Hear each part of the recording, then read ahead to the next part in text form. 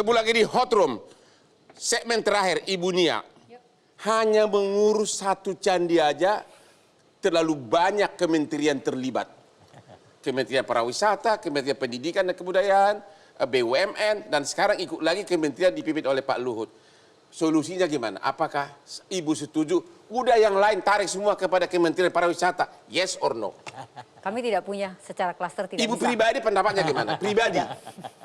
Kami itu kementerian klaster 3. Ya. Jadi sifatnya hanya policy dan facilitator. Jadi tidak punya yang sampai Ini kan operasional. polisi menyangkut duit ini kan Tapi polisi. ini hal yang operasional kan, polisinya Jadi operasional. polisi apa dong ke pariwisata itu? Kami itu lebih ke pariwisata kepada siapa ya beragam karena sebetulnya objeknya bukan punya Kementerian Pariwisata. Kalau gitu secara pribadi aja dulu sebagai Ya. seorang yang sudah berpengalaman. Menurut Ibu, satu candi aja diurus oleh berbagai kementerian dan BUMN itu secara pribadi nih ya, bukan sebagai dirjen. Ya, bukan sebagai pejabat. Setuju atau tidak? Diurus satu aja deh Bang kalau gitu. Gimana? Diurus satu aja. Diurus satu aja. Dan maunya Ibu Kementerian Pariwisata. Enggak, jangan Kementerian Jadi Pariwisata. siapa dong? Silahkan dibut. Menurut Ibu yang namanya ini kan pariwisata. Ibu berani nggak bilang? Kami memasarkan boleh Bang. Kami memasarkan, tapi tidak mengelola. Sama aja bukan satu. Kan kalau pemasaran boleh Ya, Bang. oke, kita bisa maklum posisi beliau. Oke, Bang, Pak Teguh, coba gimana? saya boleh nambah Ya? nggak Bang? Solusinya nih Bang Ya? terkait ini ya. Jadi melihat tadi ada fungsi konservasi dan sebagainya. Ini yang sedang kita lakukan adalah menciptakan atraksi di luar itu Bang. Nanti nambah lagi biayanya. Kenapa Bang?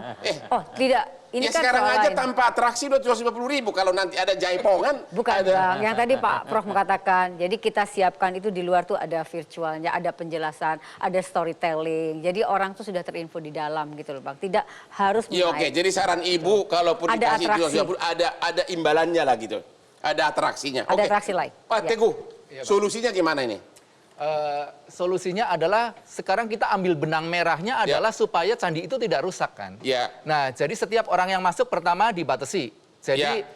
Eiffel saja bisa melakukan pembatasan sehari sekian. Saya tidak Ya. tahu jumlahnya exact berapa ya Bang. Jadi Nah, penyelamatan yang paling utama. betul, penyelamatan paling utama. Kedua, semua grup harus didampingi oleh local guide. Ya. Karena orang kan suka nakal, seperti tadi Bapak Ya. bilang, tangannya pegang ini, pegang itu. Ya. Dikasih tahu mana yang boleh dilakukan, mana yang tidak. Itu Atau pendamping. dikasih apa? Dikasih pembatas juga ya. itu perlu. Ya. Nah, ini memang peraturan. Jadi sebetulnya bukan masalah duit, tapi masalah edukasi yang Ya. terpenting. Ya. Itu solusinya. Tapi mungkin kalau seperti kita itu. ke istana di Prancis itu kan, itu Ya. kursi-kursinya kan kita nggak bisa sentuh. Di Betul. Versailles itu kan. Ya. Jadi- buktinya orang bisa ngikut. Jadi seperti itu. menurut Bapak, Ya. solusi 750.000 itu adalah solusi yang salah.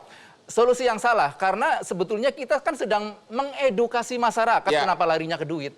Oke, terima kasih Pak. Ya, terima kasih. Kemudian melalui Zoom, saya tanya kepada Pak Samsul Huda, apa solusi yang terbaik Pak Samsul Huda?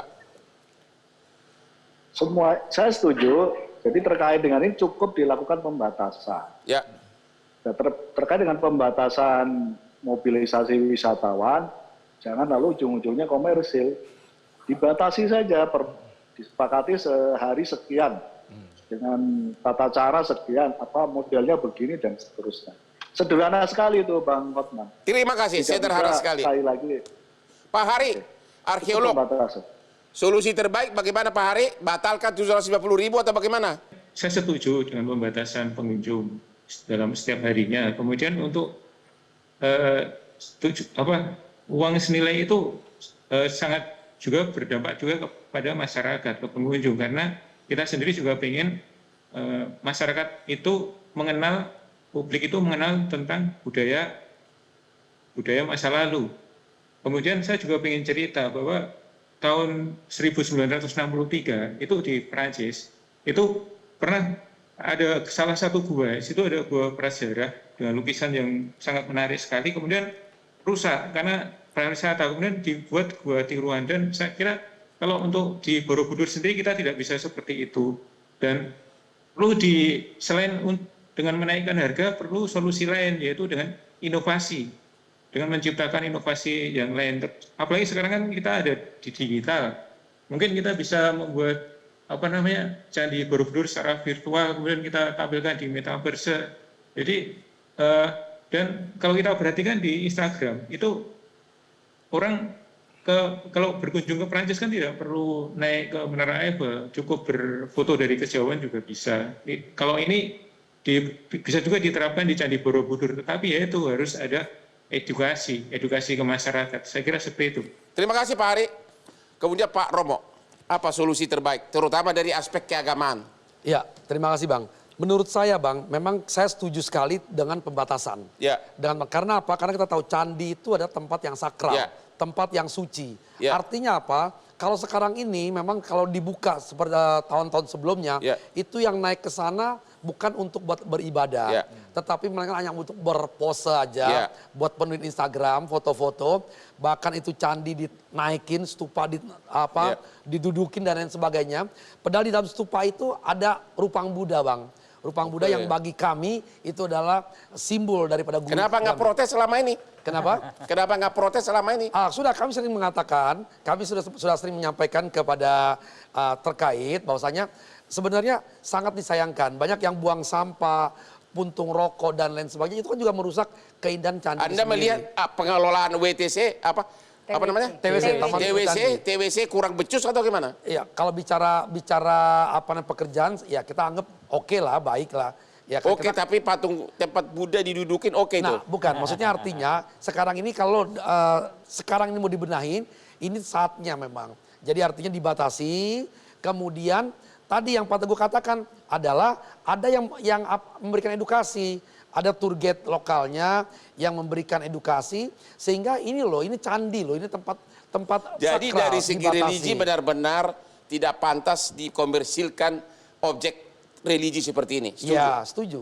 Oke, Pak Asril, gimana solusinya dan apa kesimpulan Bapak terakhir? Yang pertama, Ya. karena ini masih wacana, Ya. saya rasa tunda dulu lah wacana. Tunda dulu. Tunda dulu. Ya. Kaji yang benar. Kaji Karena yang benar. Bang Sandi sudah menyatakan akan diadakan kajian. Ya. Bu Nia ya, saya rasa itu Ya. bagus sekali.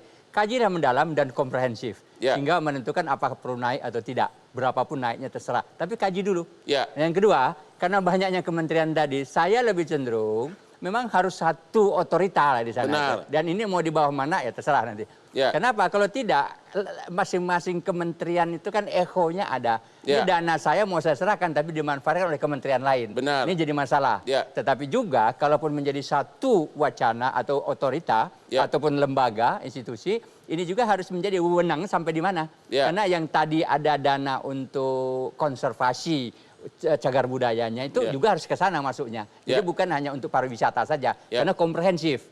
Nah, Ya. yang ketiga, kalaupun jadi dinaikkan, kalaupun untuk ada di luar konservasi, tolong juga supaya equal kepada layanan yang diterima oleh masyarakat yang membayar. Jadi harus ada, misalnya tadi ada semacam virtual ataupun Ya. apapun namanya, itu juga belum ada. Sehingga Ya. itu sangat saya sayangkan. Saya sudah lama berteriak. Ya. Kenapa tidak ada petunjuk dari awal bercerita dulu mengenai Candi Borobudur? Benar. Bukan tariannya, tapi bagaimana sejarah Borobudur itu munculnya. Sampai sekarang itu nggak ada. Tertunda karena COVID. Tertunda karena COVID. saya nggak bisa Oh, bilang. tertunda, tapi kan Candi Borobudur udah puluhan tahun. Atraksi ya, atraksi. Ya itulah, Corona kan baru 2 tahun terakhir. ya itulah jadi hebatnya Jadi menurut kita. Bapak pengelolanya nggak becus atau gimana? TWC? Allahu alam. Saya nggak nyebutkan. Allah hanya Tuhan yang tahu. Oke, demikianlah kesimpulan dari diskusi kita malam ini. Satu hal yang paling pokok adalah jangan komersilkan objek yang sangat bersejarah. Kebanggaan bangsa Indonesia. Kalau dikomersilkan seperti biasanya lari-lari nanti arahnya ke arah korupsi. Yang kedua, hanya satu objek wisata Candi Borobudur tidak selayaknya dikelola oleh banyak kementerian. Demikianlah diskusi malam ini. Jangan lupa menonton Hot Room di Metro TV setiap jam 10 malam hari Rabu yang membahas hanya yang hot-hot jam 10 malam ini.